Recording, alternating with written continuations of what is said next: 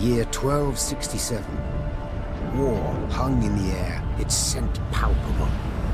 The mighty empire of Nilfgaard stood poised, greedily eyeing the northern realms just across the Yaruga. In light of the threat, the realm's sovereigns met in summit. They made declarations, pledged fraternal assistance, forged alliances, and then, in good spirits, dispersed. Among them, Neve, Queen of the Twin Realms Lyria and Rivia. Know the name? Heard her beauty extolled? Justly so. Remarkable she was. Not for her graceful exterior, but for her persistence and courage. Where was I? As the Queen and her retinue neared her capital, Count Caldwell appeared. In Neve's absence, the Count was to have helped her son, the youthful Prince Willem, run the Twin Kingdoms. Caldwell had clearly ridden hard. Drops of perspiration dangled from his whiskers, his neck red and chafed from a ruff, starched stiff. Hail, Your Majesty! Delighted to see you in good health. The summit, it ended fruitfully, I hope? Yes, at its end letters were exchanged, documents signed. Paper. Time will tell of what value. That will suffice as cordialities go, Caldwell. Tell me what's happened, for I sincerely doubt sheer longing prompted you to ride out. Indeed, Your Grace. Another circumstance inspired me to do so. The strays of Sparla, the bandits, I was to tend to during Your Grace's absence. The situation's gotten out of hand, I fear. Steady, Caldwell. Come now. Deep breath. All right. Speak. What has happened? Be precise. As Your Grace ordained, I set out and was nipping at the bandits' tails for long. We pursued for weeks, until scouts returned, having sighted the strays' camp in the forest near Locheren. We waited for nightfall to surprise them as they slept. Alas, it proved a ruse. We found the tents empty, straw-stuffed dummies round the fire. Soon, we learned that as we waited for the sunset, the strays had snuck away, rounded our positions and ridden to Hawksburn. I beg your pardon, my lord. The tax collectors. That is where they station. So the gold? All of it? It's stolen, Your Grace, but I shall do all in my power to recover it. This I vow. After weeks in the saddle, Your Grace's wishes are modest. A hot bath and a night's sleep in her own bed. Yet, I must look personally to this matter. Your force, Caldwell, I will now command. You... send a herald to Hawksburn. They must prepare for the Queen's arrival. Air the rooms, dust off the porcelain. Make certain they do it. Do you see now, Reynard? I believe I foretold it would be thus. My son wasn't ready in the least to rule an entire country. I confess, Prince Willem has much to learn yet. Yes. And very little time.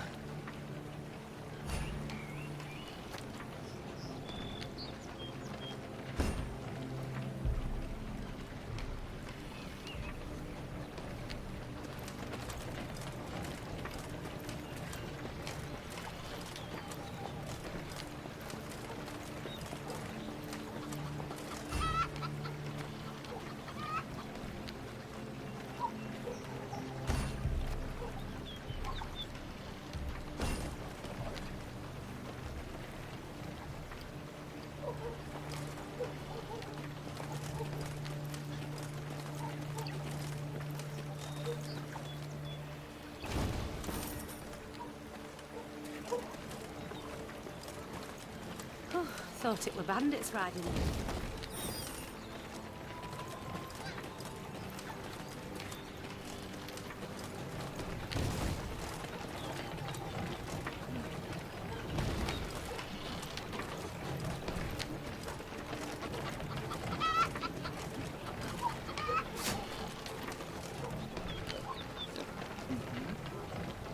Milka. They stretched her over a fire till she told them where she buried her gold. Rather die than tell him she would, but I know where she kept it. Sit tight. Sketch it out for you.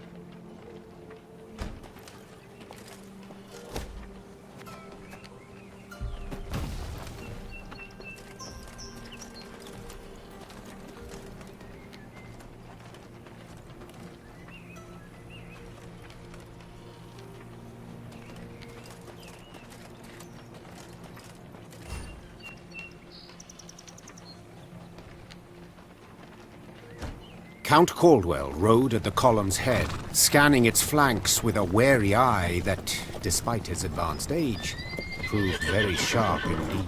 Your Majesty! Bandits! There! At the tree line! The Count's footmen, unaccustomed to escorting their queen, sought to shield her with their bodies and assumed a tight formation to do so.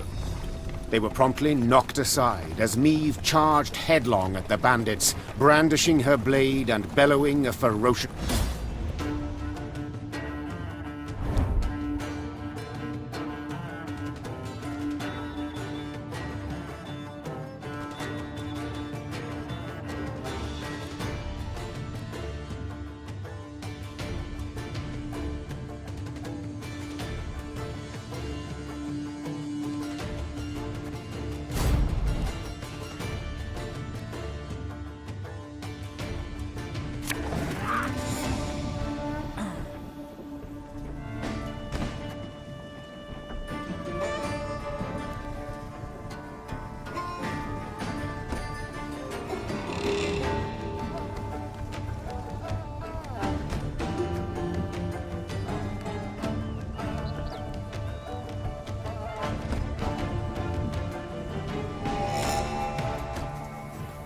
Ever have a storm knock out one of your teeth?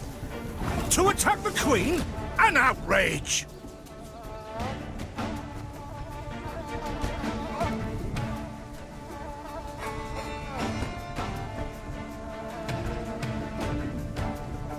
Your Grace, the men await.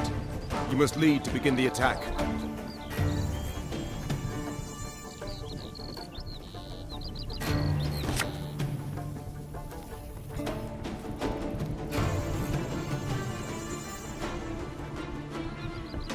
I'm a one,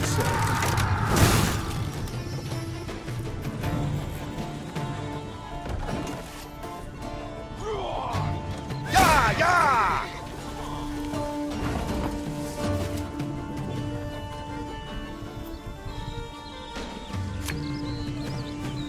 There's a tighter reach. Salt of the earth, they are, Your Grace. They'd follow you into fire. You need simply say the word.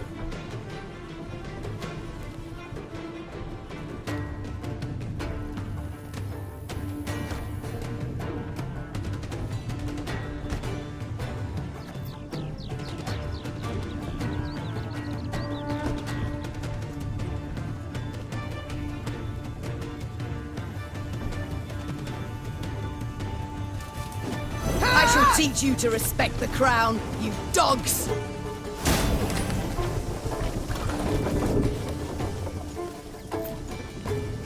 Look out! Seek cover! We are bombarded!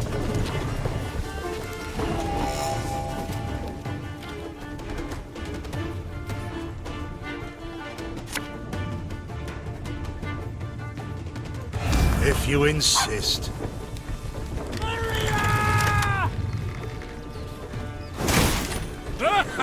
The strays took tail and run! Yes! Our victory is assured!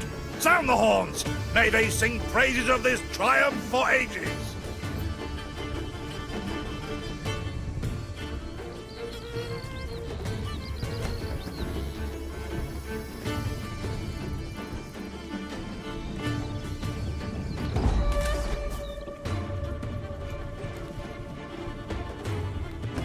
Battle's not yet done. It is better to conserve our strength. Prepare for a strike that will prove decisive.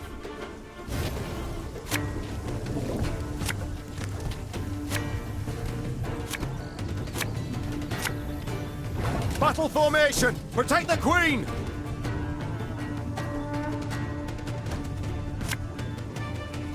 Aye. Bigger they are, easier they are to target. Should have listened to me, old lady. We'll catch 'em all! One goes.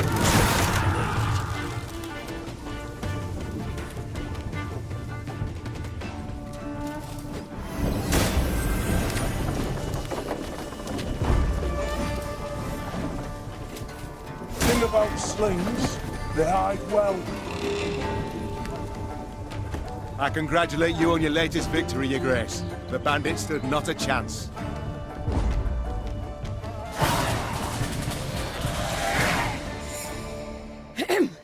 Matters seem indeed to have gotten out of hand, to put it mildly. Neve said, arms crossed atop her shining breastplate. They've grown bold.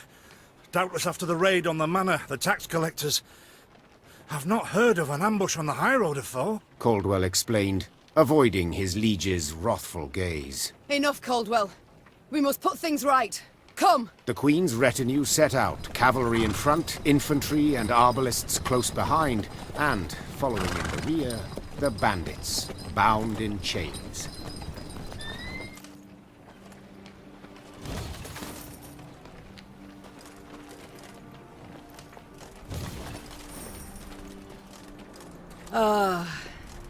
I do adore this prospect.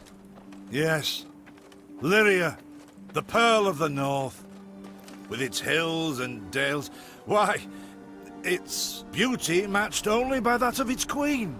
After 3 weeks in the saddle, I've my doubts, Count. We shall pitch camp here.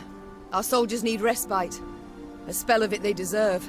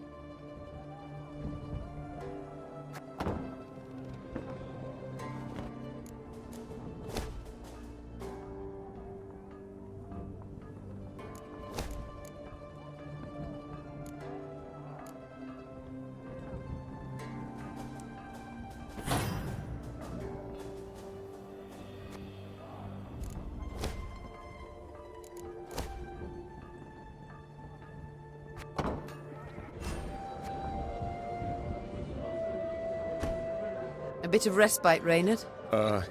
Yes. But if you've any new orders, you... At ease, Reynard. At ease.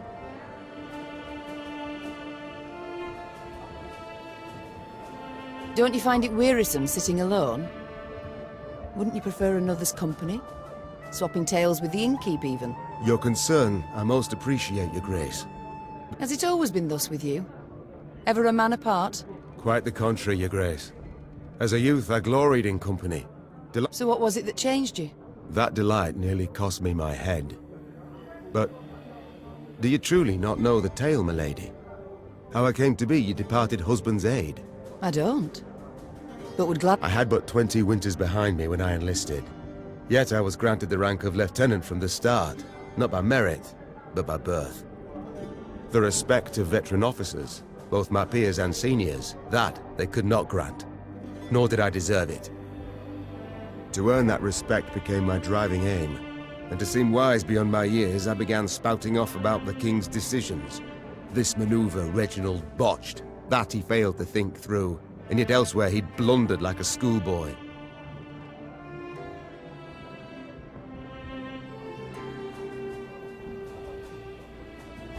Well, a brilliant strategist Reginald was not. They dubbed him the courageous, not the cunning, for good reason, I dare say. It was not long before I was clanking about in shackles. Another officer had reported me. I was charged with lèse-majesté.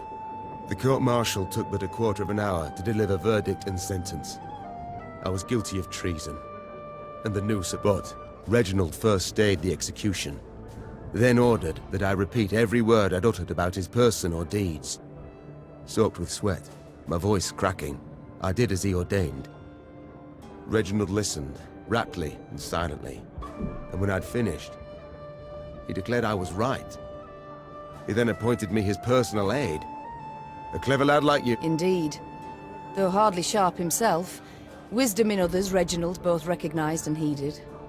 It was then I swore two things. Firstly, never again to wag my tongue like a fool. Secondly, never to betray his trust. And you never did. Know what he told me moments before he passed? Trust none of them, Meave. Save Reynard. The old sod was right about that, at least. I thank you for sharing that tale, Reynard. It's time I attended to other matters.